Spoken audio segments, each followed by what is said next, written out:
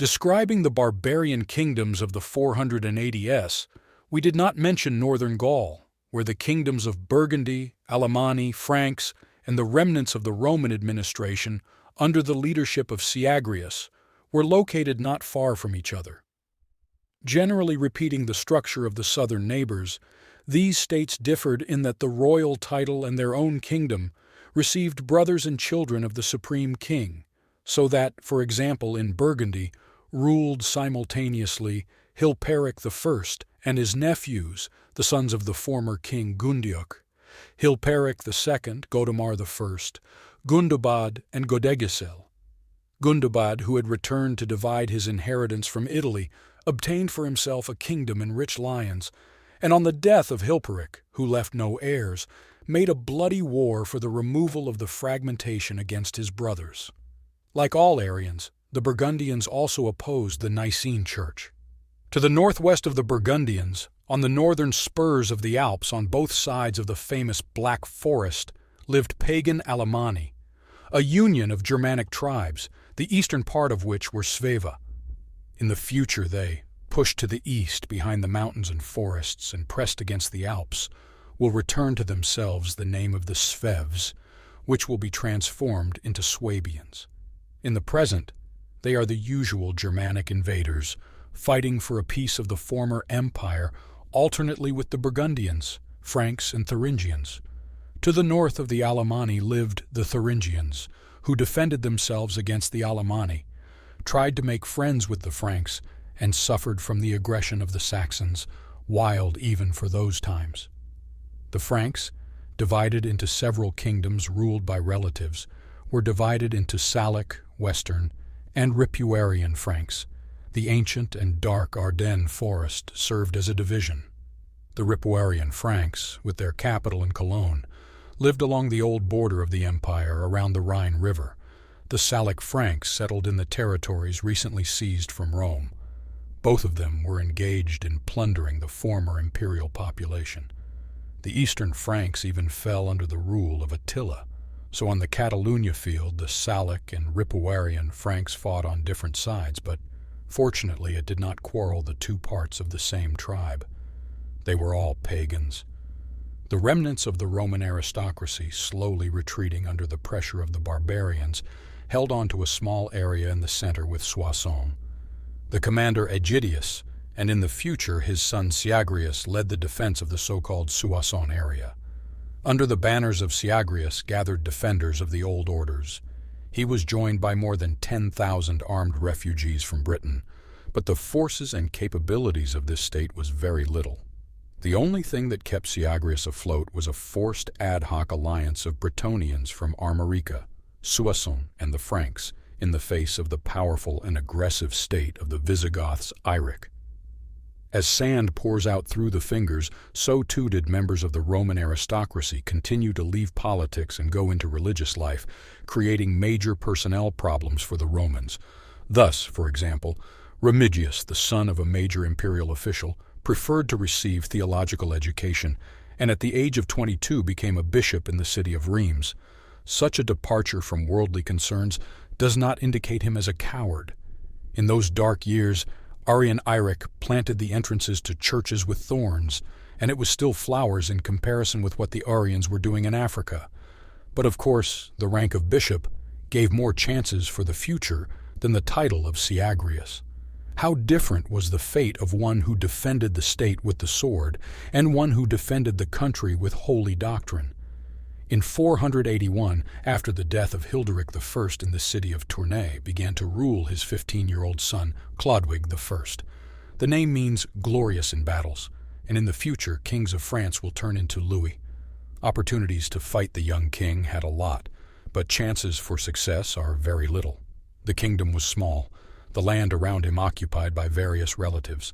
Like him, the kings of the Franks, not far away, ruled 50-year ally, Siagrius, and in the south, beyond the river Loire only, and waited for internecine strife, numerous Visigoths.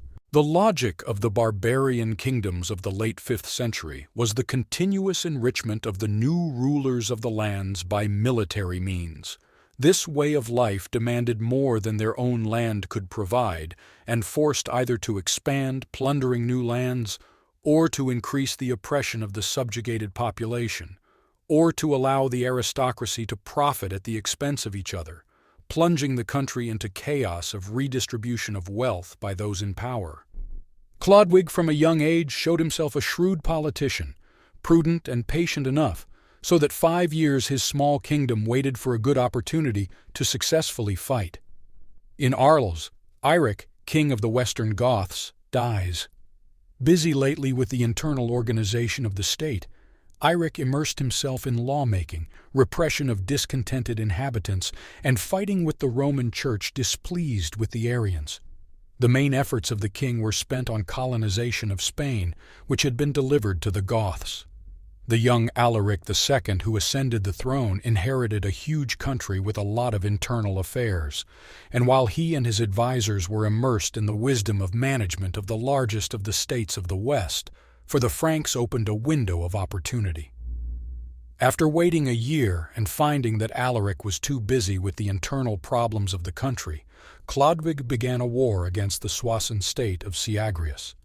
For victory, the forces of Chlodwig alone were not enough, so he made an alliance with kings of kinsmen, Ragnark and Hilperic. The united army of Franks, in those years it was all infantry, famous for not bad in comparison with the neighbors' discipline, marched to the predetermined place of the battle, where it met with the army of Siagria. The course of the battle is not known to us, but it is known that the forces of Chlodwig's cousin, King Hilperic, at first did not move from the place, waiting for the outcome of the battle to unite with the winner. Despite such treachery, Chlodwig won a decisive victory. Siagrius fled to the territory to the Goths, and the winners scattered across the captured country, besieging the cities of the last fragment of the Western Roman Empire. Hilpericus got away with taking all the captured lands for himself by Chlodwig. Perseverance and desperate resistance, which rendered to Frank cities in Gaul, are worthy of separate mention. Not wanting to surrender to robbers and refusing to recognize the power of invaders, such cities as Paris or Nantes for several years did not submit to the Germans. To take them was very problematic, that the other stood in the middle of a major river, which canceled the possibility of storming and turned the capture into a multi-year siege mixed with persuasions of surrender. This is where the deep geopolitical sense of Chlodwig, which forever determined the further development of Europe, became apparent.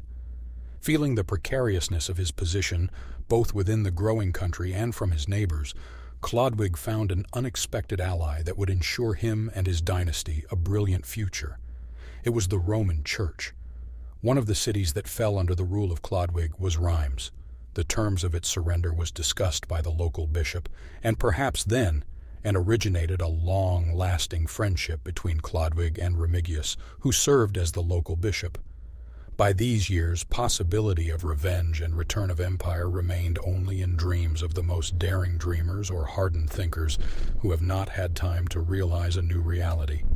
10 years people lived without emperor of the West. In the East, Ostgoths ruined Balkans and threatened already with siege of Constantinople. Zeno's policy led to the rupture of the Roman and Constantinople churches, so that Remigius did not represent any external force capable of threatening the existence of the Frankish state, but spoke solely for his church, the multitude of Christians of the empire, everywhere oppressed by the new masters of life. Educated, experienced Remigius began to support Chlodwig, most likely providing him with information that was disseminated through intra-church channels, and this, as well as the opportunity to influence the mood of the masses in Christianized Gaul, led to the fact that the Frankish king began to see the church as a useful ally.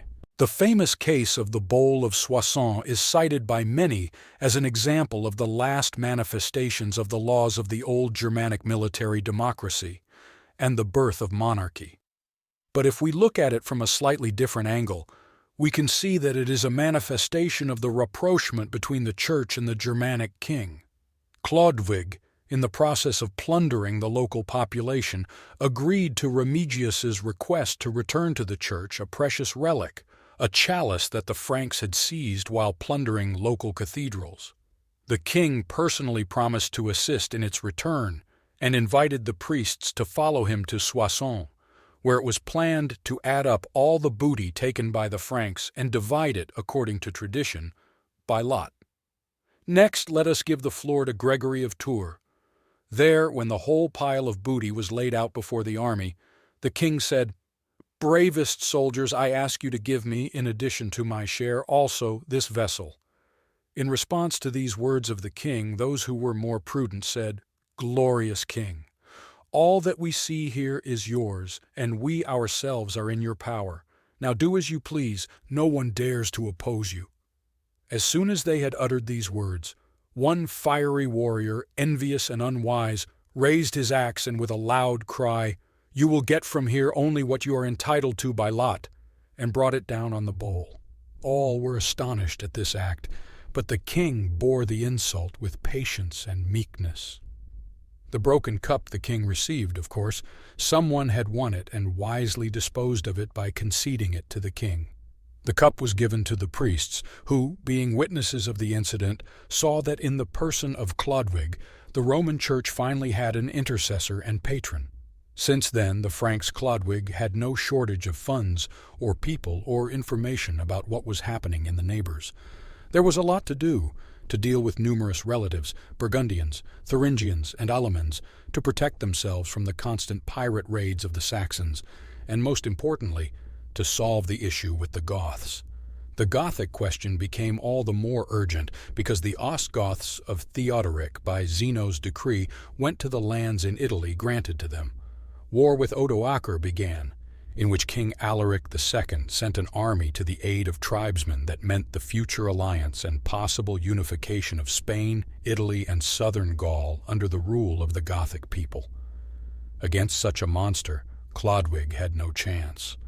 As Chlodwig will be persuaded to be baptized, and as the god will help him to crush country after country, and also why Chlodwig, being the first Christian king, is not canonized, we will tell in the following clips.